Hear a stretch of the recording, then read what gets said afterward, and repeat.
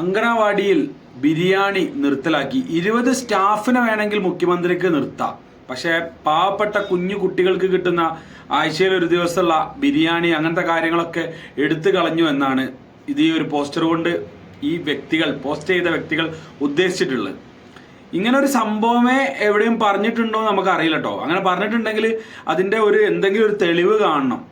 ആദ്യം ഈ പോസ്റ്റ് ചെയ്ത വ്യക്തികൾ മനസ്സിലാക്കണം, നിങ്ങൾ എങ്ങനെയാണ് ഈ ഇലക്ഷന് തോറ്റത് എന്നൊന്ന് ചിന്തിക്കട്ടോ. എന്നിട്ട് ഇതിൻ്റെ ഒരു കാരണം എന്തുകൊണ്ടാണ് ഞങ്ങൾ തോറ്റുപോയത് എന്ന് മനസ്സിലാക്കി അത് തിരുത്താൻ നോക്കുക. അല്ലാതെ തുടക്കം മുതലേ UDF എങ്ങനെ ടാർഗറ്റ് ചെയ്തിട്ട് ബിരിയാണി റിജക്റ്റ് ചെയ്ത് പിന്നെന്താ പെരുന്നാളിനേക്ക് തൊട്ട് മുമ്പേ 4000 രൂപ കൊടുക്കും ഇങ്ങനെയൊക്കെ പറഞ്ഞു കഴിയുമ്പോൾ കുട്ടികളെ ബിരിയാണി വരെ ഒഴിവാക്കിയല്ലോ VD സതീശന്റെ ടീം UDF എന്ന് വിചാരിച്ച് ഇപ്പോഴേ UDF എതിർപ്പ് മനസ്സിലേക്ക് കുത്തി ഇഞ്ചക്ട് ചെയ്തങ്ങായി കയറ്റുന്ന ഒരു രീതി ഉണ്ടല്ലോ. ഇതൊക്കെ നിർത്തണം നിങ്ങൾ. ഇതൊക്കെ നിങ്ങൾ എങ്ങനെ തോറ്റു എന്നുള്ളത്, നിങ്ങൾ തോറ്റു തുന്നം പാടിയത് എങ്ങനെയാണ് എന്ന് ആദ്യം നിങ്ങൾ എന്ത് ചെയ്യുക, പഠിച്ചെടുക്കുക.